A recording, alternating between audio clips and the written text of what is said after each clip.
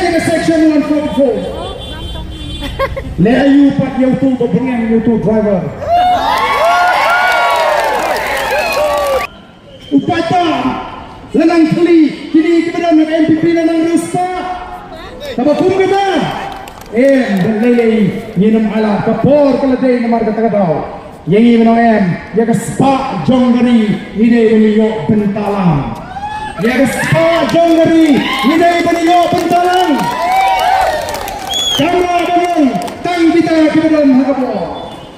Nangis sakmat laramlah ban penduk ya ketugi yidyong dibandai banta yidyong niniata yidyong lama untuk paru memang ala nomor dan sibawa imat ban penduk itu mak lari banjeng persat daga jadmu ini daga kubur bagi kuah orang sebesoka lehat ya kakam ko pabile balai kita gibriu kibadan nasna jompi kibamdai ki ejeru kalau begini dengan persan parti kirpen pengut yaki an di kendon mendanan dalam tera kami di marta putikaga teng-teng de cinta orang mereka lagi nyimpa naga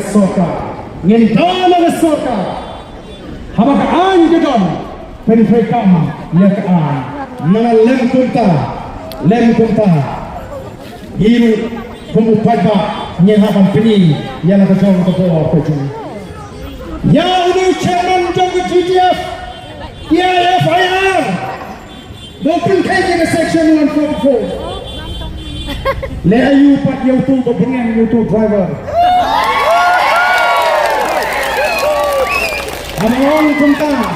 Abang tentang ngamut bawa periksan itu driver nomor nanti kedan ayu keji kedua itu driver ke uturu tangba keji keren keji hak itu ki media kamla waslotra ini benisap dan kam ambil berajiara lele Malaysia berpinjam tambadan kejere berpinjam nak boh mengiru dikai jadi nombor satu PPP berpinjam telefon lahat kini kepulit laga nuno yang dari dalam film ko ini menjadi akor berbuah katakan ke berjikai ke bangkwa kamu benar dengan sisa ke PPP ngau belah hikmat ha menlek ke pemandian pilih ke pemandian tidak lagi di seluruh ini hibai yang ayai ke limpi bante nama ikwa berlama yang ayai ke berha nang bagi longdin di mandi di jamaah di jumpi to kipat bak dari nomor berkata ke kipat bak Voice of the People Party, kekalan pendemasi Jisin Pak, bahkan dari tanda parti, kemudian seng mensyuara election.